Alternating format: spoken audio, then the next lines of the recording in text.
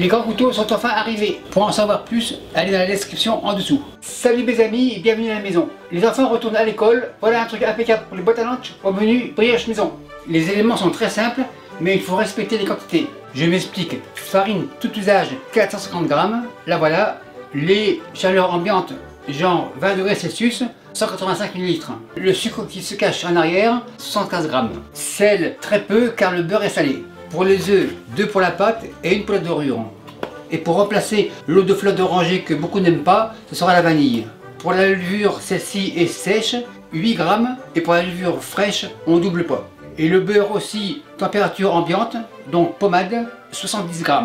Première étape, le bol ici, les œufs, 2, 1 et 2, le compte est bon, le lait comme ça, vanille, 1 cuillère à café, le sucre, la levure, bien sûr le sachet ne va pas avec, petit fouet et on mélange.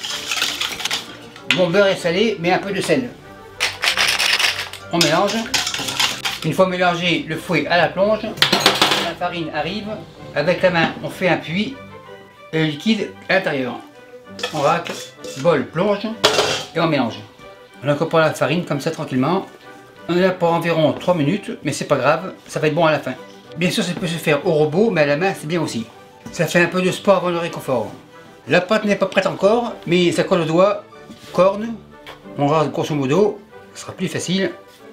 Et on continue.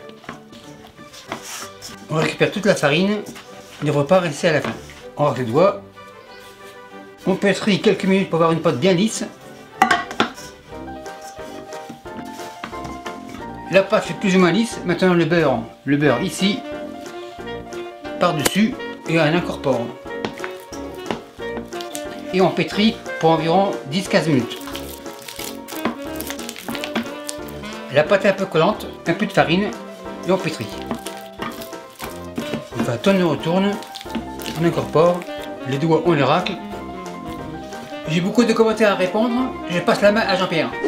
Bon, je ne suis pas ici pour parler, mais pour travailler. Donc, on travaille, les couteaux, on les réserve. Le plan de travail, on l'affleure. La pâte sur la planche, un peu de farine par-dessus, vraiment pas beaucoup, et on pétrit.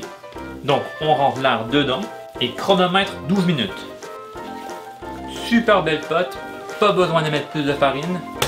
Ça ne colle pas, c'est parfait. Encore 10 minutes. Bien sûr, avec la machine, c'est plus rapide. Mais beaucoup d'étudiants comme moi-même, nous n'avons pas de machine chez nous. Donc le plan B, c'est à la main. Et en plus, on fait un peu de sport. Après un total de 12 minutes, la pâte, on la forme en boule. On regarde. Une pâte vraiment parfaite. Le bol arrive.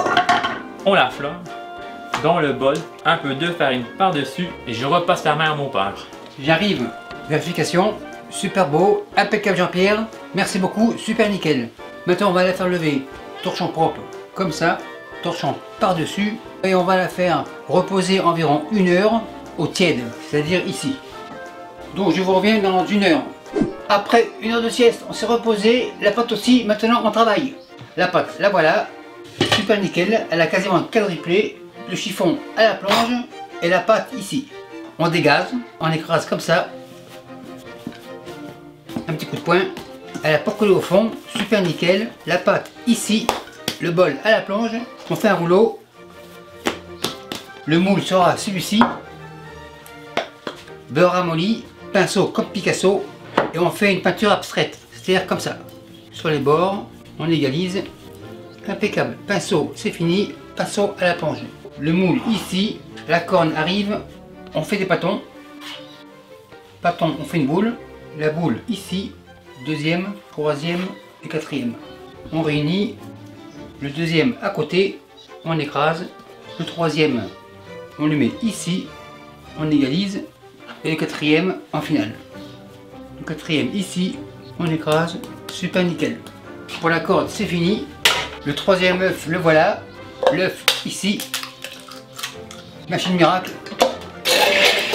impeccable, machine miracle à la plonge, petit pinceau, et on fait encore la peinture. Petit pinceau à la plonge et l'œuf en réserve. La pâte se sent fatiguée, elle va aller se reposer, torchon comme ça, et elle va se reposer une demi-heure. En attendant, je préchauffe mon four à 375 degrés Fahrenheit pour les Celsius sur l'écran. Après une demi-heure de sieste, la pâte s'est encore reposée. On regarde, elle a quasiment encore doublé de volume. Le torchon a un peu collé à la pâte. On rectifie le tir, doucement. Ce sont des choses qui arrivent, pas de problème.